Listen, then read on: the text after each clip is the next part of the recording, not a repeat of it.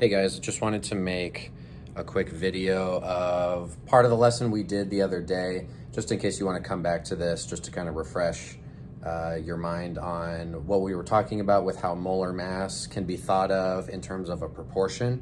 So I'm doing an example here with helium, where we can imagine that maybe I have different amounts of helium. So maybe I have 1 mole of helium, 2 moles, 3 moles, 4, 5, 6, going on down. And I would want to know, well, what is the mass of all of these helium atoms? Well, we know that the molar mass of helium is 4.003 grams. And so it makes sense that as I gain more moles of helium, the mass goes up by 4.03 grams for every mole that I gain. And so we can represent that graphically. So let me go ahead and do that real quick. So if I have 1 mole of helium, the mass is 4.03. So I'm just gonna kind of do a rough graph here. Okay, 2 moles is about 8, 3 is about 12, 4 moles gets me up to about 16, 5 moles gets me about 20, something, now it's a little off. And then 6 moles is about 24, so I'm about up here. Okay, so that's not a perfect graph, sorry. We'll just kind of fudge it just to make sure it's straight. It should be a perfectly straight line, okay? For every 1 mole of helium that I'm gaining 4.003 grams of mass. And so the thing I wanted to look at is, or the first thing we could ask is, what's the slope of the graph and what are the units? Okay, so if we remember how to calculate slope, we know that we need to do rise over run.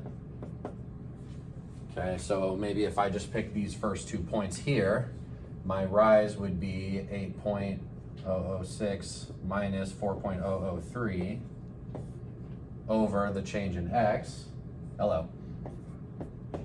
over the change in x there. So then I would calculate my slope,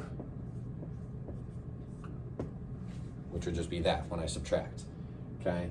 And what we'll notice, I mean, this is not gonna be a surprise if you know how linear lines work, I could do the slope on another part of the graph, right? If I calculated the slope up here between 5 and 6 on the x-axis, I could do my math, 24.018 minus 20.015 over 6 minus 5.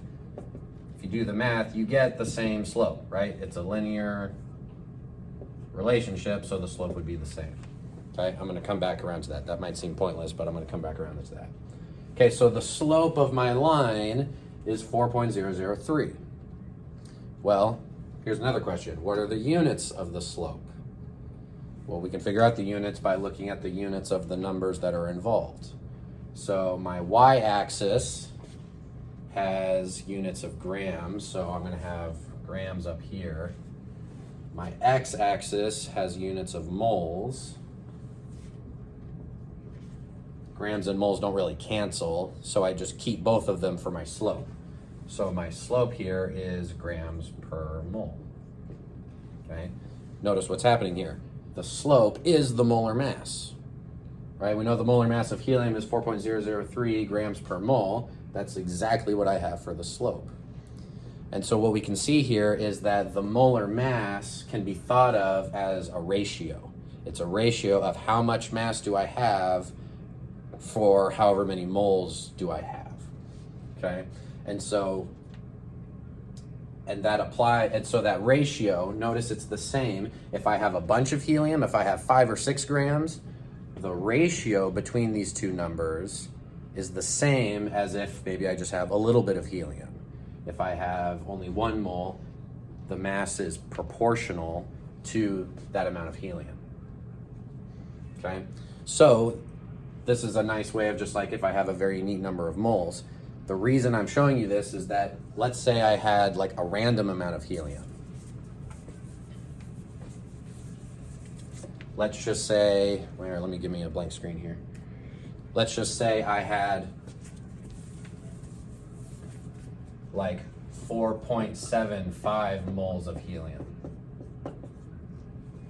And I might want to know, well, how much mass do I have? Sorry, I wrote that right in where the glare is. Let me move over. 4.75 moles of helium. Well, how many grams is that?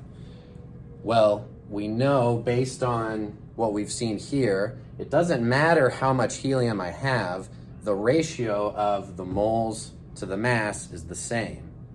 So check this out.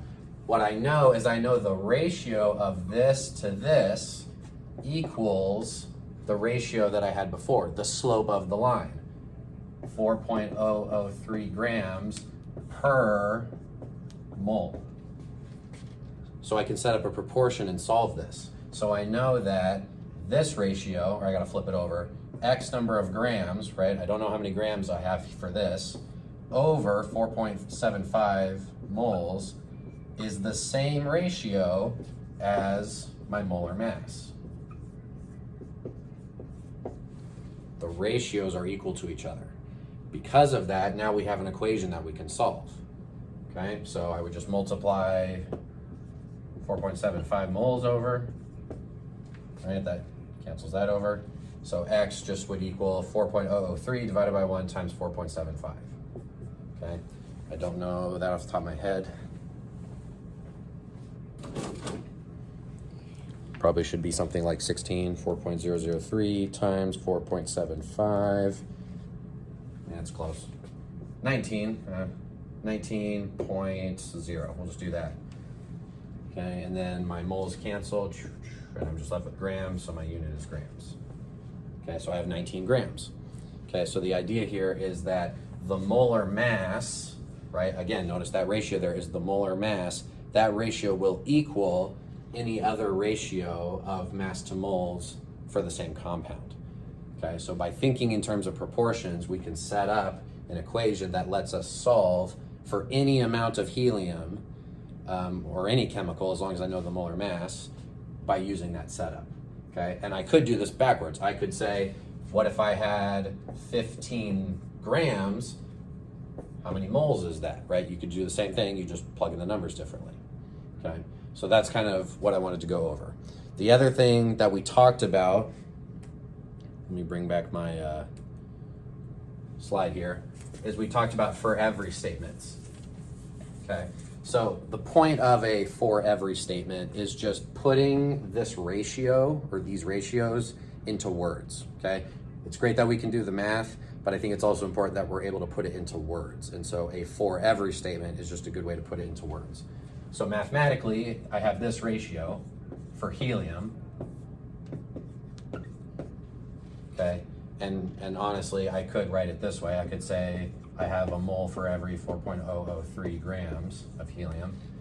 Okay, I can put this into words with a for every statement. So if I wanted to put this into words, I could say for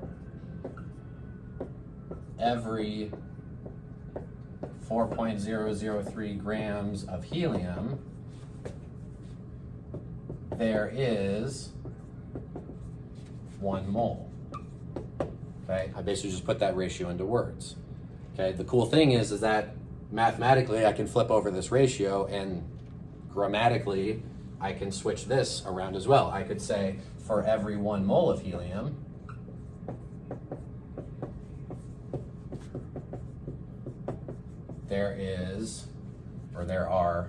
there are 4.003 grams. Okay, so I think it helps us kind of conceptualize what's going on here if we can show it mathematically and in like English words. Okay, so just wanted to go over that. If hopefully that helped. So if you need to come back to this video, here it is.